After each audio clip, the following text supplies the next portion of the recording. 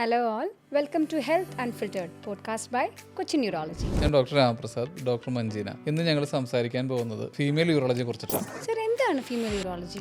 അത് ആ പദത്തിൽ തന്നെയുണ്ട് അതിൻ്റെ അർത്ഥം. ഫീമെയിൽ എന്ന് പറഞ്ഞാൽ സ്ത്രീകളായിട്ട് ബന്ധപ്പെട്ടിട്ടുള്ളത്. യൂറോളജി എന്ന് പറഞ്ഞു കഴിഞ്ഞാൽ മൂത്രാശയമായിട്ട് ബന്ധപ്പെട്ടുള്ളത്. മൂത്രാശയം എന്ന് പറഞ്ഞു കഴിഞ്ഞാൽ കിഡ്നി, യൂറീറ്റർ, ബ്ലാഡർ, അതുപോലെ തന്നെ അതൊന്ന് പുറത്തേക്ക് പോകുന്ന യൂറീത്ര എന്ന് പറഞ്ഞിട്ടുള്ള ട്യൂബ്. ഇതിലൊക്കെ ഉണ്ടാകുന്ന അസുഖങ്ങൾ, പ്രോബ്ലംസ്, അതിനാണ് യൂറോളജിക്കൽ പ്രോബ്ലംസ് എന്ന് പറയുന്നത്. അപ്പോൾ സ്ത്രീകൾക്ക് മാത്രമായിട്ട് കണ്ടുവരുന്ന ഏതാനും യൂറോളജിക്കൽ പ്രോബ്ലംസ്, അതാണ് ഫീമെയിൽ യൂറോളജി എന്ന് പറഞ്ഞിട്ട് സ്പെഷ്യാലിറ്റിയിൽ ഇൻക്ലൂഡഡ് ആയിട്ടുള്ളത്. അപ്പോൾ സർ, എന്തൊക്കെയാണ് കോമൺ ആയിട്ടുള്ള ഫീമെയിൽ യൂറോളജിക്കൽ പ്രോബ്ലംസ്? ഏറ്റവും പ്രധാനപ്പെട്ടിട്ടുള്ള ഏറ്റവും കോമൺ ആയിട്ടുള്ള ഫീമെയിൽ യൂറോളജിക്കൽ പ്രോബ്ലം എന്ന് പറയുന്നത് മൂത്രത്തിന്റെ കൺട്രോൾ നഷ്ടപ്പെടുക. നമുക്കറിയാം, ഒരുപാട് സ്ത്രീകൾ മൂത്രത്തിന്റെ കൺട്രോൾ നഷ്ടപ്പെട്ടിട്ടുള്ള ബുദ്ധിമുട്ടുന്ന ആൾക്കാരുണ്ട്. അത് തന്നെ വിവിധ തരം ഉണ്ട്. ചില ആളുകൾക്ക് മൂത്രം പിടിച്ചു വെക്കാൻ കഴിയാതെ, അതായത് മൂത്രം ഒഴിക്കാൻ ധൃതി വരിക, അതിനെ ഏർജ് എന്ന് പറയും. ഏർജ് യൂറിനറി ഇൻകോണ്ടിനൻസ് എന്ന് പറഞ്ഞൊരു സംഭവമുണ്ട്. അതുപോലെ തന്നെ ചില ആളുകൾക്ക് എന്ത് സംഭവിക്കും, പ്രത്യേകിച്ചും കുറച്ച് പ്രായമൊക്കെ കൂടുന്ന അവസരത്തിൽ കുട്ടികൾ ഉണ്ടാകുന്നതിന്റെ ഭാഗമായിട്ടുണ്ടാകുന്ന ട്രോമ, അതുകൊണ്ടൊക്കെ മൂലം ഉണ്ടാകുന്ന ഒരു തരം ഇൻകോണ്ടിനൻസ് ഉണ്ട്. നമുക്ക് ചുമയ്ക്കുമ്പോഴും തുമ്മുമ്പോഴും, ഈവൻ ചില ആൾക്കാർക്ക് ചെറുതായിട്ടൊന്ന് ചിരിച്ചു കഴിഞ്ഞാൽ, അതുപോലെ തന്നെ നടന്നു കഴിഞ്ഞാൽ ഒക്കെ മൂത്രം ചോർന്നു പോകുന്ന ഒരു ബുദ്ധിമുട്ടുണ്ടാവാറുണ്ട്.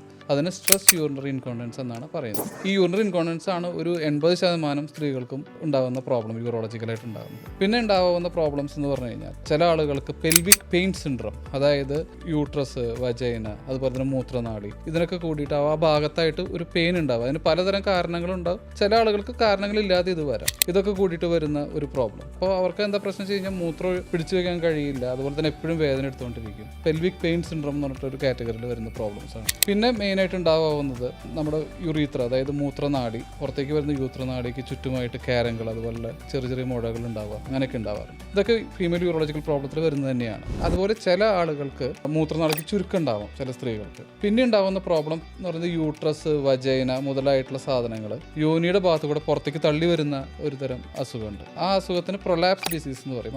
അതിന്റെ കൂട്ടത്തിൽ ഈ ബ്ലാഡറും പുറത്തേക്ക് തള്ളി വരാം. അപ്പോൾ അതും ഫീമെയിൽ യൂറോളജിക്കൽ പ്രോബ്ലത്തിലാണ് വരുന്നത്. പലപ്പോഴും സ്ത്രീകൾക്ക് പല കാരണവശാൽ, ഇപ്പോൾ യൂട്രസിൻ്റെ ആണെങ്കിലും അതുപോലെ തന്നെ സിസേറിയനായിട്ട് ബന്ധപ്പെട്ടിട്ടാണെങ്കിലും ഓപ്പറേഷൻ ചെയ്യേണ്ടി വരാറുണ്ട്. അങ്ങനെ ഓപ്പറേഷൻ ചെയ്യുമ്പോൾ ഉണ്ടാകുന്ന ട്രോമ, അതുമായിട്ട് ബന്ധപ്പെട്ട് ബ്ലാഡറിന്, അതുപോലെ തന്നെ മൂത്രനാളി, അതായത് കിഡ്നിയിൽ നിന്ന് ബ്ലാഡറിലേക്ക് വരുന്ന ട്യൂബ്, യൂറീറ്റർ എന്ന് പറയും, ആ യൂറീറ്ററിന് വരുന്ന ഇഞ്ചുറി, ഇതൊക്കെ കാണാറുണ്ട്. അപ്പോൾ അതും ഫീമെയിൽ യൂറോളജിക്കൽ പ്രോബ്ലത്തിന് തന്നെയാണ് വരുന്നത്. ഈ ഒരു സർജിക്കൽ പ്രൊസീജിയറിന്റെ അനന്തരഫലമായിട്ട്. അതുപോലെ തന്നെ ചില ആളുകൾക്ക് ക്യാൻസറിന്റെ ചികിത്സയുടെ പാർശ്വഫലമായിട്ടുണ്ടാകുന്ന ചില പ്രോബ്ലം കൊണ്ട് യൂട്രസ്, അതുപോലെ തന്നെ വജൈന, ഇതൊക്കെ ഫിസ്റ്റുലൈസ് ചെയ്യാം, അതായത് ബ്ലാഡറായിട്ട് ബന്ധം ഉണ്ടാവാം.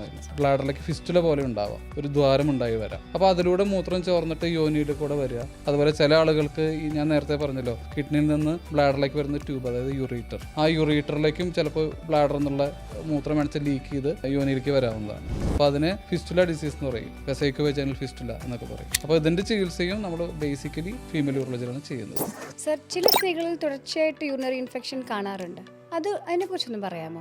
പലപ്പോഴും വളരെ ഡിസ്ട്രസ്ഡ് ആയിട്ടാണ് ഇങ്ങനെയുള്ള സ്ത്രീകൾ നമ്മുടെ അടുത്ത് എത്താറുള്ളത്, യൂറോളജിസ്റ്റിൻ്റെ അടുത്ത് എത്താറുള്ളത്. അവർ ഒരുപാട് പ്രാവശ്യം ആൻറ്റിബയോട്ടിക് കഴിച്ചിട്ടുണ്ടാവും. പല സമയത്തും നമ്മൾ അവരോട് ചോദിക്കുമ്പോൾ അവർക്ക് യൂറിനറി ട്രാക്ട് ഇൻഫെക്ഷൻ, അതായത് UTI ആയിട്ട് ബന്ധപ്പെട്ടിട്ടുള്ള സിംറ്റംസ് ഒന്നും ഉണ്ടാവാറില്ല. അപ്പോൾ അത് വളരെ പ്രധാനപ്പെട്ട ഒരു കാര്യമാണ്. യൂറിനറി ട്രാക്ട് ഇൻഫെക്ഷൻ എന്ന് നമ്മൾ വിളിക്കുമ്പോൾ അതിന് എന്തെങ്കിലും സിംറ്റംസ് അതായിട്ട് അസോസിയേറ്റഡ് ഉണ്ടാവും. അതായത് ഡിസ്യൂറിയ, മൂത്രത്തിന് ചുടിച്ചിൽ ഉണ്ടാവുക, അതുപോലെ അടിവയറ്റിൽ വേദന, മൂത്രത്തിന് നിറം വ്യത്യാസത്തിൽ പോവുക, പഴുപ്പ് പോവുക, അങ്ങനെയൊക്കെയുള്ള സിംറ്റംസ് സാധാരണ രീതിയിൽ ഉണ്ടാവണം യൂറിനറി ട്രാക്ട് ഇൻഫെക്ഷൻ ആണെങ്കിൽ. പ്രത്യേകിച്ചും പ്രായമായിട്ടുള്ള സ്ത്രീകളിൽ നമ്മൾ മൂത്രം പരിശോധിക്കുമ്പോൾ അവരുടെ മൂത്രത്തിൽ പസൽസ്, അണുക്കൾ ഉണ്ടാവുക എന്ന് പറയുന്നത് സ്വാഭാവികമായിട്ടും ഉണ്ടാവുന്നതാണ്. അതിനെ നമുക്ക് അങ്ങനെയുള്ള സ്ത്രീകൾക്കും യൂറിനറി ട്രാക്ട് ഇൻഫെക്ഷൻ ഉണ്ട് എന്ന് നമുക്ക് പറയാൻ കഴിയില്ല. അപ്പോൾ നമ്മൾ സാധാരണ രീതിയിൽ ആദ്യം തന്നെ പറയുന്നത്, ഒരു സിംറ്റം ഇല്ലെങ്കിൽ അത് ബാക്ടീരിയ, അതായത് ബാക്ടീരിയ പോകുന്നുണ്ട് യൂറിനിൽ, അങ്ങനെ ഒരു അവസ്ഥയായിട്ടാണ് നമ്മൾ അതിനെ ക്ലാസിഫൈ ചെയ്യുന്നത്.